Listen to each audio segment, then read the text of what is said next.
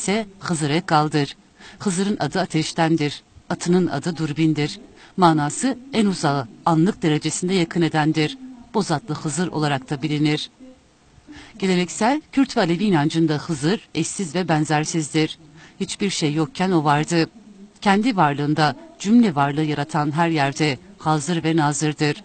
Esirgeyen, bağışlayan, besleyen, büyüten, dardakinin ve zordakinin yardımına yetişen al ilahtır. Hızır günleri. Bütün Mezopotamya ve Anadolu halkları çok eski çağlardan beri Şubat ayının 14'üne denk gelen günde eski yılın bittiği ve yeni yılın başlangıcı olarak kabul edilir. Bu tarihte başlamak üzere bir ay boyunca çeşitli etkinlik ve kutlamalar yapılır. Salı, çarşamba ve perşembe günlerini kapsar. Bu kutlamaların birinci haftasına Hızır-e Gal, ikinci haftasına Hızır-e Şilane, üçüncü haftası da Hızır-e Musayip, dördüncü haftası da Hızır-e Uryan olarak tanımlanır. Bu süreç Hızır'la başlayıp Nevroz haftasıyla son bulur. Hızır orucu sadece bir yılın geride kaldığını işaret etmez. Aynı zamanda oldukça zorlu geçen kış şartlarının sona erdiği günlere de işaret eder. Bu hem insan nesli hem de diğer canlıların, hayvanların ve bitkiler açısından da dar günlerin, zor günlerin aydınlığa, ferahlığa çıktığına delil sayılır. Bütün bu ve buna benzer güçlüklerden, sıkıntılardan denilebilir ki, ölmeden sağ salim bahara ulaşabilmiş olmanın şükran borcu olarak Hızır orucu yerine getirilir. Bu bir kurtuluştur. Çetin ve cehennemi kış şartlarıyla böylece başa çıkabilmiş, Mezopotamya ve Anadolu halkları için diğer yandan oruç ile öz temizliğe erişilmiş olunur. Manevi yunma, yıkanma, temizlenme gerçekleştirilerek en başta insanlar olmak üzere tekmil varlıklar yönlerini bahara, yeni bir doğum gününe dönmüş olurlar. Var olan, var edene doğan ve doğurana karşı şükran borcu böylece ödenmiş olur. Hızır orucuna ilk hazırlık her hanenin ocağında 3 gün boyunca hiç söndürmeden yakılacak olan bir ağaç kütüğü bulunup ocağa konulmasıyla başlanır.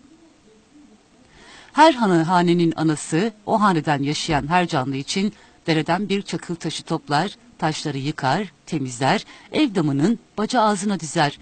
Bunlar dilek ve niyet taşlarıdır. İnanca göre Hızır eve bacadan girer ve bu taşları kutsar. Böylece dilenen dilek ve arzuların yerine geleceğine inanılır. Bütün ev halkı bir araya gelir, helallık alınır ve ruhen temizliğe varılır. Bu ritüel tamamlandıktan sonra oruca başlanır. Her akşam el yüz yıkandıktan sonra büyüklerin elleri öpülür ve birlikte şu gulbank okunarak oruç açılır. Ha Hızır bi, kaniya munzır bi, dosteme buhe, düşmünce kurbi. Son gün her evde lokmalar hazırlanır ve bu lokmalara zerfet veya kömbe denilir. Bu lokmalarla ziyaret yerine gidilerek tüm köy halkı birbirleriyle görüşerek lokmalar dağıtılır ve dargınlar barıştırılır. Oruç günlerinde genellikle genç kızların ve erkeklerin ev ev dolaşarak Hızır hediyeleri toplarlar. Gittikleri her evde şu gülbengi okurlar. Sere sale bine sale, iro Hızır hati bermale, lokma bide pirukale, heval heval Hızır heval. Hızır'ın Alevi inancındaki yeri ve önemi. Alevi inancının odağında sevgi vardır.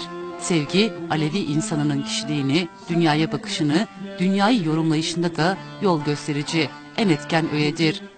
Alevi insanı bu sevgi ve hoşgörüyü yalnız insana ve doğaya karşı değil, yarattığı değerlere, kutsal bildiği, inandığı, umut bağladığı, imdada çağırdığı yer, mekan, zaman tanımayan, Alevi inancında insanı kamil olan gizli hazinenin sırlarını insan beyninin kavrayabildiği ölçülerde kavramayı esas almıştır.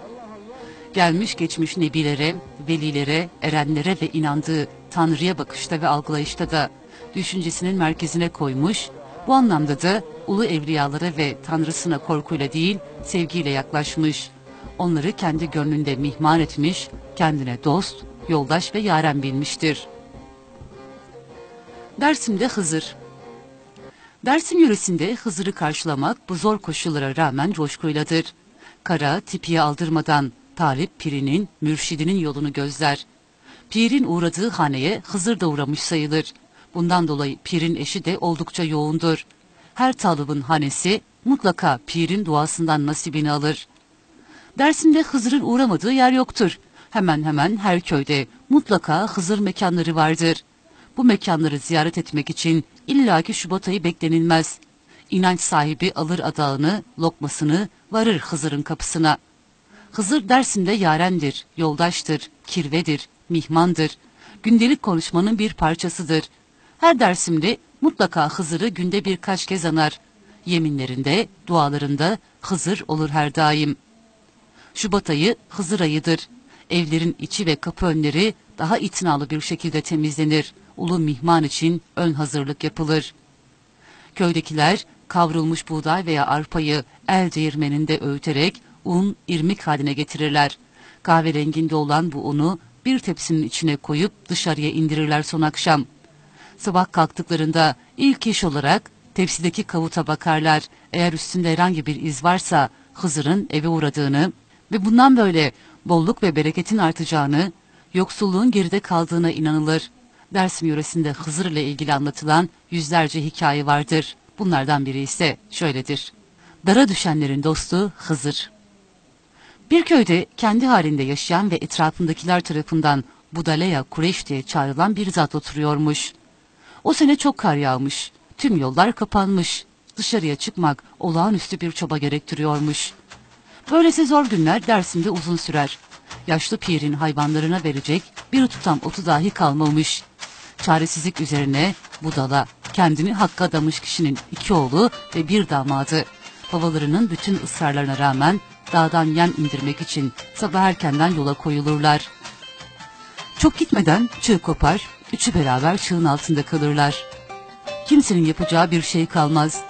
Budala'nın bütün ısrarlarına rağmen köylüler riski göze alıp yardım etmezler.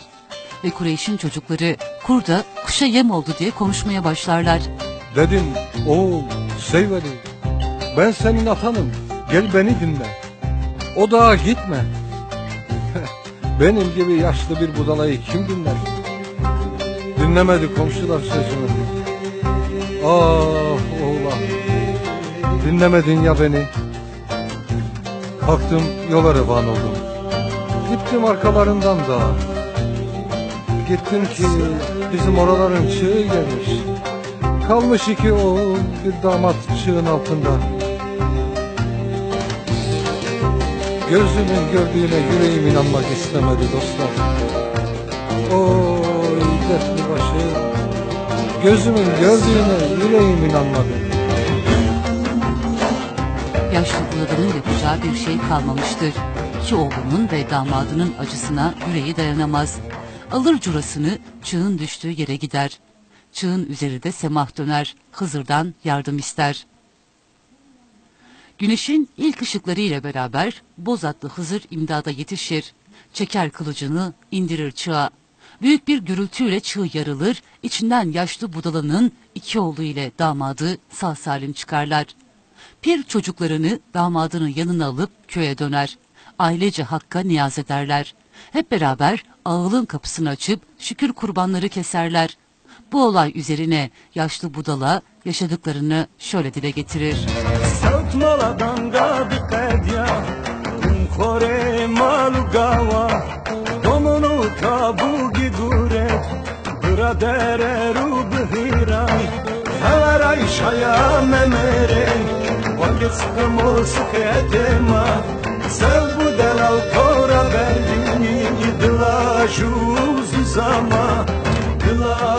Dersim'de Hızır orucu bir araya yayılan ve aşiretler arasında dönüşümlü olarak kutlanılan bir oruçtur.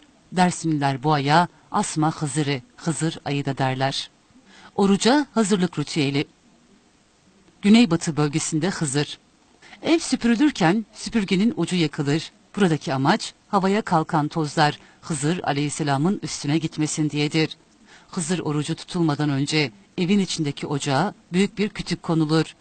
Kütük yanıp kül olana kadar söndürülmez. Buradaki amaç da Hızır Aleyhisselam geldiğinde kendini ısıtsın diyedir. Bu kütüğün közünün birazı saklanır. İsteyenler ahıra, isteyenler evinin içine asarlarmış. Maraş bölgesindeki yaşlılar şöyle dermiş. Koyunlarınızın yanına bırakın, koyunlarınız çoğalsın. Yiyeceğinizin yanına indirin, yiyeceğiniz artsın. Közün birazı da olası hastalıklara karşı saklanır. Çocukların yüzünde çıkan yaralara bu közden sürülür. Adına Hıdrellez merhemi denir.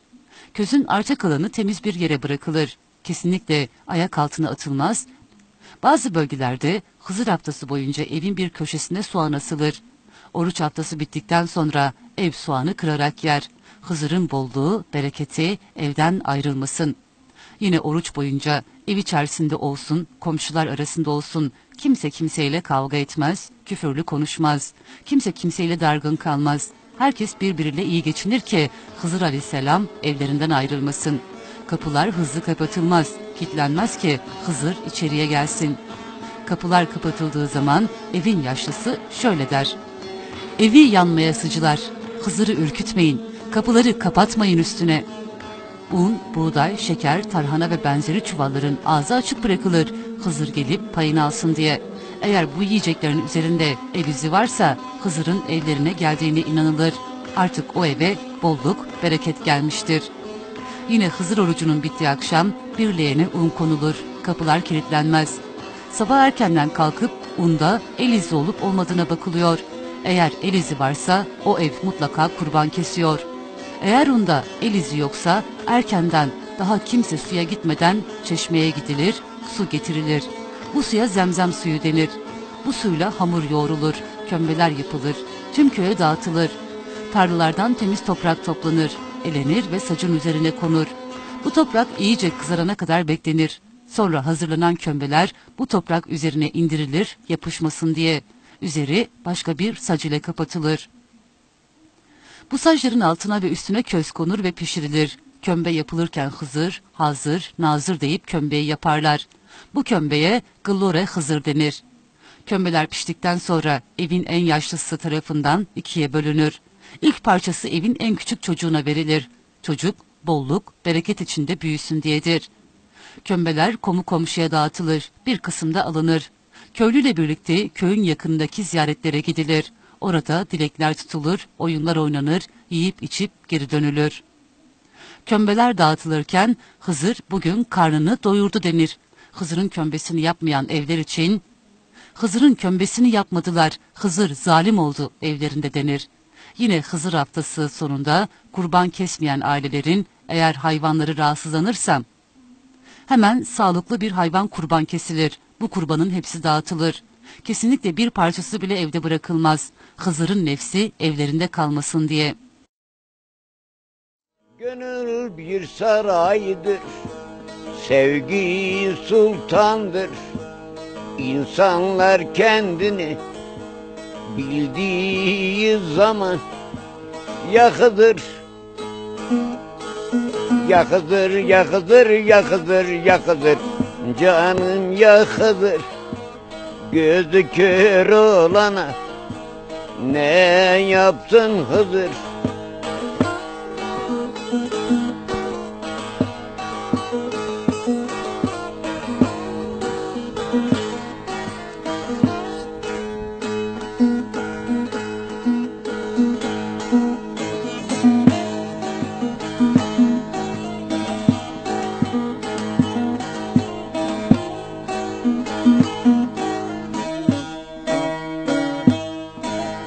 Garibanın gözlerinde sel olmaz, canım sel olmaz. Dertli kerem boşa yanıp kül olmaz. İnsanlık bir bütün asla el olmaz. İnsanlar kendini bildiği zaman yakılır. Yakıdır, yakıdır, yakıdır, yakıdır. Canım yakıdır. Gözü görenlere her yerden hazır.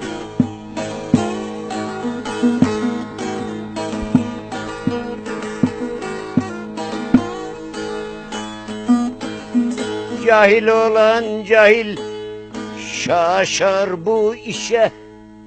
Kamil olan kişi eyler tamaşa.